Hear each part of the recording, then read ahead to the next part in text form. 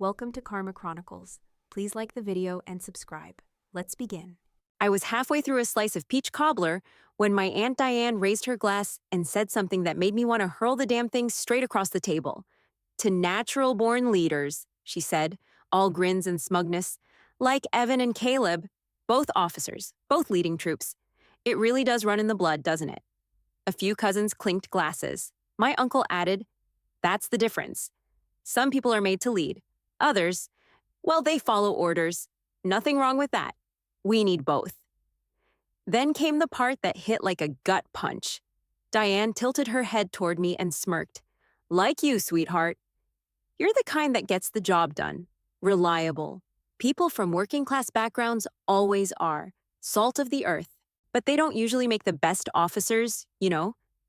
Laughter, polite, not cruel. They weren't trying to be mean. That was the sick part. They actually thought they were being nice." I smiled, nodded, didn't flinch. "Oh yeah, no chance I could lead soldiers. I can't even read a map. I'd have my squad lost behind a Walmart." More laughter. I stood up, waved my fork. "Gonna hit the bathroom before cake. Don't wait for me." I walked down the hall, locked the door behind me, sat on the closed toilet lid, and pulled out my phone. I opened my secured investment tracker and pulled up the folder I'd been updating for 5 years. 17 companies. All tied, directly or through marriage, to my extended family. All in the defense sector. Aerial systems, battlefield sim, surveillance analytics, tactical logistics. Their names were listed in cold, clean font. I'd funded most of them. Quietly, through layered LLCs and advisory groups. Let them think they had angel investors who admired their military pedigree. I scrolled past profit projections, earnings reports, voting rights, and founder bios. I knew these companies better than they did. That toast, that smug little pat on the head in public, that was it. I'd waited long enough. I closed the app, washed my hands, blotted my lipstick. Back at the party, everyone was already cooing over the cake. Pink frosting, sugar baby booties, little gold, it's a girl. Toppers. Diane caught my eye and gave me a wink like we were in on the same joke. I smiled right back, because the real joke was happening Wednesday morning. I'd already picked the time. I just hadn't told them yet. I left the baby shower around 9, didn't bother saying goodbye, just slipped out the front door, got in my truck, and cranked the AC hard enough to drown out my thoughts. The whole drive home, I kept thinking about Diane's voice, all sweet and fake like she was handing out compliments instead of insults. By the time I pulled into my driveway back in Rockville, I was done being pissed. I was focused. Inside, I kicked off my shoes, walked straight to my office, and turned on the recessed lighting above my desk. I sat down and pulled up the dashboard again. Not on my phone this time, on the big monitor. One screen held the 17 companies. The other showed my full portfolio. I wasn't military. I never wore a uniform. But I knew more about defense logistics than any of those idiots in that living room. My grandfather made sure of it. He died when I was 25. Quiet man, barely left the house, invented tech for radar signatures and unmanned combat modules, sold most of it before the dot-com bust, retired young. When the will got read, turns out I was his only heir. 40 million. Just like that. No warning, no ceremony. I didn't throw it at yachts or penthouses. I invested it. Carefully, quietly, always behind the curtain. 10 years later, I was worth 580 million. Not in stocks or crypto, not even in real estate. My money sat in defense infrastructure, the kind you don't see in movies. The kind buried in simulation code and drone AI and private procurement routes.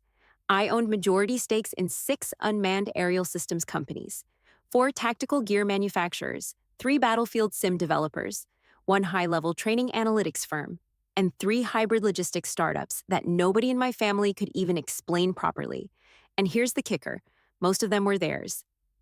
Evan's drone upgrade platform, that was mine. Bought into it 2 weeks before his first pitch meeting. Caleb's tactical boot company. I underwrote the Series A and funneled it through a Denver-based fund. My uncle's cutting-edge sim warfare company. That was my money too. I'd even written the terms myself. They all thought it was legacy money from military insiders. Some big-shot retired brass who saw potential in their vision. Nope, just me, the girl who can't read a map. I kept it that way for a reason. I wanted to watch them. I wanted to know how they operated when they thought nobody was watching. Over the years, I took notes: how they interviewed, who they hired, what they paid, what kind of jokes they made during pitch calls. The little remarks about factory types and frontline grunts and diversity hires, always with that same quiet smile, like the world worked better when some people stayed in their lane. So I let them build, I let them talk, and I kept funding. Every time they raised capital, I matched the round. Every time they bragged about how hard work rises to the top, I increased my stake. I let the lie grow tall and loud and wide. But that toast, that smug little circle of family clapping each other on the back like they were made of something better, that was the final straw. I didn't need them to fall in love with me. I just needed to see how far they'd go before stepping on the necks of people they thought didn't matter. Now I had everything I needed. I opened a clean notebook, grabbed a pen, and wrote down one line in the center of the page. Wednesday, 9 a.m. Pull the pin.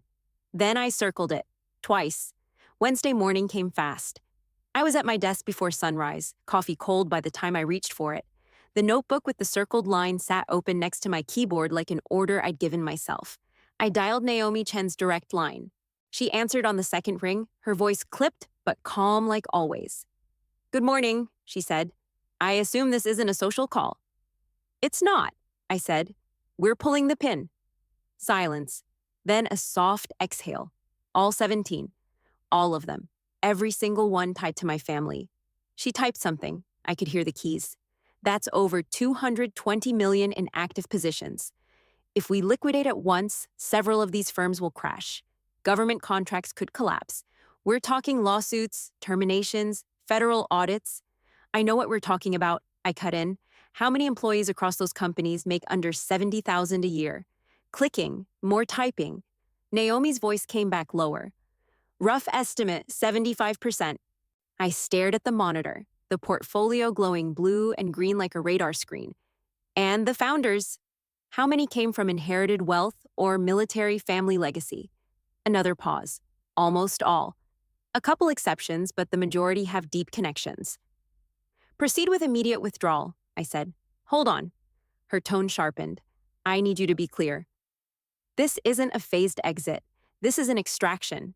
People will lose jobs. Projects will stop. This isn't like trimming a hedge. This is cutting the trunk. I leaned back in my chair, eyes on the circled date in my notebook. They built their empires on my money. They made their rules. Now they can live by them. Naomi didn't speak. I could hear her breathing. Then she said, "All right. It'll take me a few minutes to line up the brokers. We'll trigger the first sales before the opening bell. Some assets are locked, but I can get creative." "Do what you have to do. I'm going to send a confirmation email," she said. "You'll have to digitally sign. Once I hit execute, it's done. No reversing." "I'll sign." "You're sure?" "Yes." Another long silence. Then, "All right, give me 15 minutes. I hung up and swiveled toward the window. My neighborhood looked normal. Joggers, garbage trucks, a school bus rattling past. Somewhere out there, my family was sipping lattes, thinking about new contracts, bragging about being born leaders. The confirmation email popped up at 9:02. I opened it. One line at the top, immediate liquidation of designated holdings, $221,448,000 estimated. Beneath it, a red button, signed to execute. I clicked it. A password prompt appeared. I typed the code from memory. My hands were steady. Another window flashed. Transaction authorized. Seconds later, Naomi called back. "It's moving," she said. "By noon, the process will be complete. Expect some calls." "Good," I said. "You understand the fallout. It's going to be loud. They're not going to know it's you at first, but they'll know someone pulled the plug." "I understand." "All right, then we're in motion." I ended the call and closed my laptop. For a second, the room felt too quiet, like the air had thickened. I thought about Diane's smirk, about every backhanded compliment, every meeting where they dismissed me as just admin while spending my money. Then I grabbed my phone and slid it into my back pocket. Time to wait for the first cracks. By 11:30, the calls started. First one came from Uncle Ray, straight to voicemail. "Hey kiddo, real quick. You ever hear of a vendor issue causing procurement freezes on fulfillment contracts? You work in, customer orders or something, right? Give me a call." Customer orders. That's what he thought I did. Second voicemail dropped 6 minutes later. My cousin Caleb, voice tight and clipped. "Hey, so, random question. Did you hear anything about that drone software project losing backing? One of our investors just pulled, and we can't reach the fund directly. It's probably a paperwork error, but whatever, just checking. Call me. By 12:15, I had 6 missed calls. They weren't getting answers from the brokers. Their mysterious capital partners had gone dark. I watched it all unfold from my couch, legs up, sandwich in hand, ignoring every vibration from my phone like it was spam. At 12:44, Diane texted, "Hey, sweetheart. Quick favor, do you know anything about contract gaps on fulfillment logistics? One of Evan's deals got flagged. You always catch this stuff early." Then another voicemail from cousin Evan, barely holding it together. "Something's seriously off. Can you check if there's an issue with asset transfers? One of our wire pulls bounced." Like, bounced. We're calling the bank now, but if you've seen anything weird, let me know, please. By 2 p.m., the panic had cracked through their corporate voices. 12 missed calls, 5 voicemails, 4 texts, all of them circling the same thing without saying it out loud. Their money was vanishing. At 2:36, Caleb again. "We might be looking at a breach of capital agreement. Legal's involved. You heard anything? Could really use your eyes on this, if you've got a second." They still didn't get it. They thought I was on the warehouse side of things. Procurement, shipping, maybe some back-end vendor stuff. Even now spiraling, they saw me as a girl with clipboard access, not signature power. I turned on the TV just to drown them out. News ticker rolled across the bottom. Privately held defense tech firm in Virginia halts production over sudden investor exit. They didn't say the firm name, but I knew it. My name was on the withdrawal authorization. Another text came through from Diane. "Sweetheart, I'm worried. Raison with lawyers. Can you give us a call? Just want your insight. You've got a good eye for these things." Sure I did. I had a good eye for who looked down their nose at me for 10 years while they cashed checks they thought came from thin air. I opened my phone, listened to one more voicemail, just to hear the cracks forming. Uncle Ray again. Less smooth this time. "Something's not right. Our accounts are stalled. Legal's flagging a freeze clause. Do you know anybody on the asset side who could check the ledger? Just ask around. Keep it quiet." Keep it quiet. I tossed the phone on the kitchen counter and went to refill my coffee. Let them stew. By 3 o'clock, the number of missed calls had doubled. My screen lit up every few minutes like it was on a loop. No voicemails now, just calls. Over and over. I didn't answer. I didn't text back. I didn't even flinch. Let them guess. Let them assume it was some spooked analyst or foreign investor. Let them comb through emails trying to find where the wires broke. Let them wonder what kind of amateur error cost them their payroll cushion. They built their house on mystery money and thought it made them brilliant. By now, the foundation was crumbling, and they hadn't even made it to dinner. I stood in the doorway between the kitchen and living room, phone buzzing nonstop behind me, and stared out the window. The day wasn't over yet, not even close. At exactly 5 o'clock, my doorbell rang. I already knew who it was. I didn't check the camera. I didn't have to. When I opened the door, there they stood. Diane in a blazer like she was still trying to look in control. Ray sweating through his collar. And Caleb holding his phone like it might start bleeding any second. Their faces were tight, too polite, too fake. The way people look when the bottom falls out but they're still hoping they're wrong. I stepped aside. "Come in." They walked in fast, like I might change my mind. Ray's boots tracked dirt across the rug. Diane looked around like she hadn't been inside since I bought the place, which she hadn't. Caleb stayed by the door, chewing his lip. "We don't want to take too much of your time," Ray said, "but we're in a situation." I crossed my arms and leaned on the kitchen counter. "Okay, there's a disruption with our investors," Diane jumped in. "Multiple companies across different verticals are seeing pullbacks, not just pauses, full-on withdrawals. Contracts are getting flagged mid-execution," Ray added. "Procurement lines are stalled. Payroll funding hit 0 this afternoon. 0. Subcontractors are threatening breach litigation," Caleb muttered. "We've already had 2 vendors cancel." "And we're trying to get ahead of it," Diane said, adjusting her sleeve. "We just thought, well, since you work in lower-level ops, you might have heard something." I raised an eyebrow. "Lower-level operations." "You know what we mean," Ray said quickly. "Supply chain, logistics, order tracking, back-end systems, that sort of thing." "You've always had a good read on things before they hit the surface," Diane said, smiling like that covered the insult. I held her gaze. And you think I'd have insider info on your investors. We're just asking if you've seen anything weird, Caleb said. You might have caught something early. I nodded slowly. Okay, what do you think caused it? Ray glanced at Diane. We're thinking competitor sabotage. Someone trying to undercut us before the next round of contracts. Or, Diane said, it could be a regional investor group backing out. We had a few mid-tier partners with European capital ties. Maybe sanctions scared them. Could also be some nervous no-name investor, Caleb added. One of the small ones. You know how jumpy people get. I tilted my head. So, none of you did anything lately that might have triggered a pullback. They all paused, looked at each other. Ray cleared his throat. Not that I can think of. Caleb shook his head. We've been solid. No changes in behavior, I said. Nothing different in how you talk about leadership or competence. Nothing at a recent gathering. Diane blinked. No, I mean we had the baby shower. But that was just family stuff. I nodded again, slow and steady, then pushed off the counter and walked to my desk. Behind me, I heard Diane whisper, "Why is she going to the computer?" I pulled the laptop open and typed in my password. Then I turned the screen toward them. Their voices dropped off at the exact same second. On the screen, my investor dashboard, real-time liquidation logs, dollar amounts, company names, their company names, the system tracking every single wire withdrawal I authorized that morning. I didn't say anything. I didn't have to. I just watched them finally shut up and look. Ray squinted at the screen like he couldn't read the numbers. Diane blinked 3 times. Caleb leaned forward like he was trying to convince himself it was fake. This is... Diane's voice cracked. What exactly is this? My dashboard, I said. My portfolio. Those red logs, liquidations, from this morning. Ray straightened up. Wait, this is your portfolio. Yes. You've got access to these investor files. I looked at him. They're not files, they're mine. Diane stepped back. You're saying you're in the fund?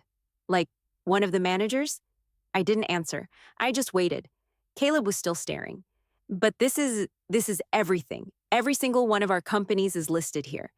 17, I said, to be exact. Diane finally sat down, hard. This has to be a mistake. This can't be... Stop, I said. You asked me if I knew what triggered the panic. I'm asking again. Did anything happen recently that might have caused it? They were all quiet. Then Caleb said, nothing special, just the baby shower. Anything said at the shower, anything about leadership, competence, work ethic. Diane gave a soft, nervous laugh. We were joking. Just family stuff. Nothing serious. I waited. She glanced at Ray. Well, she finally said, we might have said something about how some people aren't built to lead troops.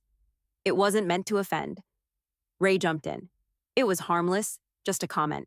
Something about folks belonging behind a counter, not in a command post, not personal. Caleb shrugged. It was just talk. Nobody meant anything. Are you sure? I said. That nobody there had any pull with your investors. Ray shook his head. It was all family. Friends from high school, Diane added. Some neighbors. Why? Caleb asked. Do you think someone heard us? I didn't answer right away. I turned the laptop and scrolled up the screen. At the top, my name. Full net worth. $580 million and change. Asset allocations, company holdings, voting shares. I zoomed in on the most recent liquidation. Caleb's Drone Company, minus $28.6 million. Red letters. Time-stamped 9:15 a.m. Ray's simulator firm, minus $41.2 million. Diane's Logistics Holding, $37 million. Gone. I looked up and watched it hit them. Diane's mouth fell open. Ray's arms dropped to his sides. Caleb sat down like the weight finally landed. You're the investor, Diane whispered. I nodded. All this time, Ray said. It was you. Every round, I said. Every expansion, every government pilot test, every upgrade you celebrated. That was me. Caleb looked stunned. You've been backing us. Since when? Since the beginning. Ray's face twisted. Why wouldn't you tell us? Because I wanted to see how you treated people you thought couldn't give you anything. Diane looked down. It wasn't personal. You didn't think it had to be, I said. I closed the laptop, slow and quiet. None of them moved. Caleb broke the silence first. You're our investor. His voice cracked like the words hurt coming out. I nodded once. Yeah, every round, every seed fund, every Series A and B. All me. Diane just sat there, mouth half open like she'd forgotten how to breathe. Ray shook his head slowly. No, hold on. We had investor reps. We met with people, real firms. Shell companies, I said, formed under holding groups I control. The reps were contract actors. The money came from me. Diane blinked. So, the drone resort upgrades in Tahoe, the new R&D campus. My money, Ray leaned forward.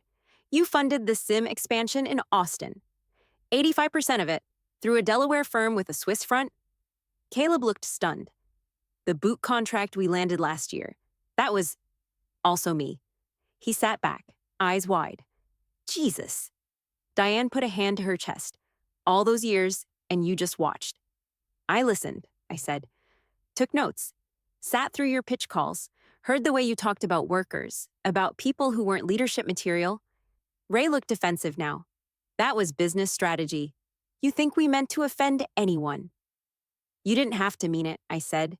You believed it. You just didn't think I counted. It wasn't personal, he said. It was about operations. Efficiency, you know that. No, Ray. You built your entire brand around being self-made. You spun up this myth that you earned everything with grit and brilliance, while half of your equity was floating on capital you didn't even bother tracing. Caleb sat forward, his tone softer. Why, though? Why go through all this? Why not just invest directly? Why not tell us? Because I wanted to know what you really thought, I said. Not when you were pitching. Not when you were polishing the story. I wanted the off-the-cuff version. The jokes. The assumptions. Diane shook her head. But we treated you like family. You treated me like background noise. Nobody argued. I kept going. You never asked what I did. You just guessed. You figured I was just the girl who fixed shipping mix-ups and ran warehouse data.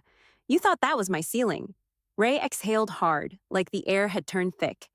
We didn't mean anything by those comments. Not really. You didn't have to, I said. You thought I'd stay in my lane. You thought I was too dumb to be dangerous.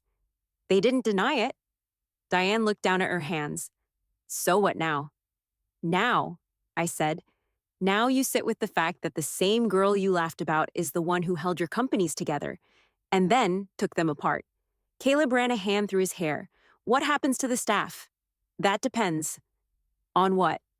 On whether you're capable of owning what you really are without hiding behind uniforms and legacy and made-up hustle. And Ray stood up and started pacing. You blindsided us. I mean, this could ruin everything. These are real companies, with real people. I know exactly what they are. Diane looked up. Then you wouldn't just pull the plug unless... She stopped. Unless we were the target. You weren't the target, I said. You were the test. Caleb looked over.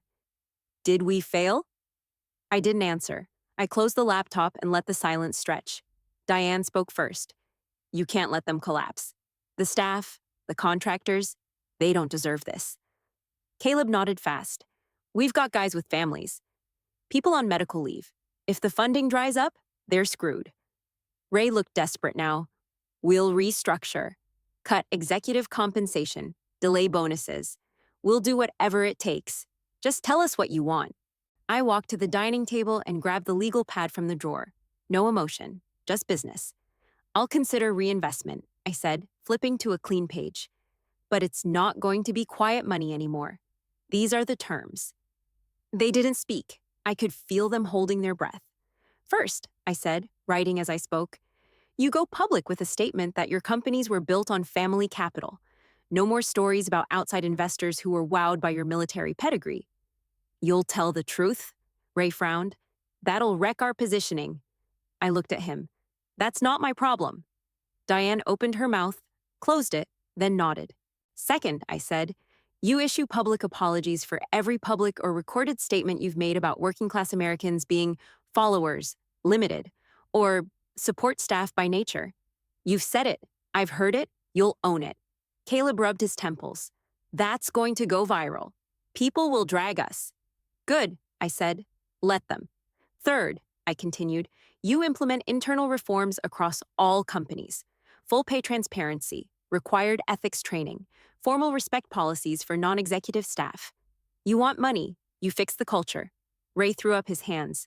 What does that even mean, respect policies? It means your project managers don't get to call warehouse staff unskilled labor in open meetings. Diane let out a slow breath. Fine. What else? Fourth, I said, underlining the word, you stop lying about being self-made. Every speech, every panel, every podcast. From now on, you acknowledge you had silent financial backing from day one. Caleb looked sick. That kills our edge. No, I said. It kills the lie. You want the money back in.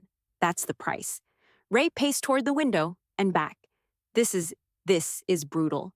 It's fair, I said. You got to build your empires pretending the money came from nowhere. That ends here. They didn't say anything for a full minute. Finally, Diane spoke. If we agree, do we get the funding back? Not all of it, I said. You don't get to pretend nothing happened. How much? Caleb asked. 180, restructured, transparent. My name visible on all paperwork. Terms filed with the investment registry. Ray looked up. You'd reinvest that much. I'm not here to kill jobs, I said. I'm here to kill the myth. Caleb exhaled hard. We'll sign. You'll follow through, I corrected, publicly. Fully. Diane stood. Do you have paperwork? I'm drafting it now. They watched me sit at the computer again, but this time, no one said a word. I sent the paperwork to Naomi that same night. She reviewed it, confirmed the terms were enforceable, and by Friday, the reinvestments were live.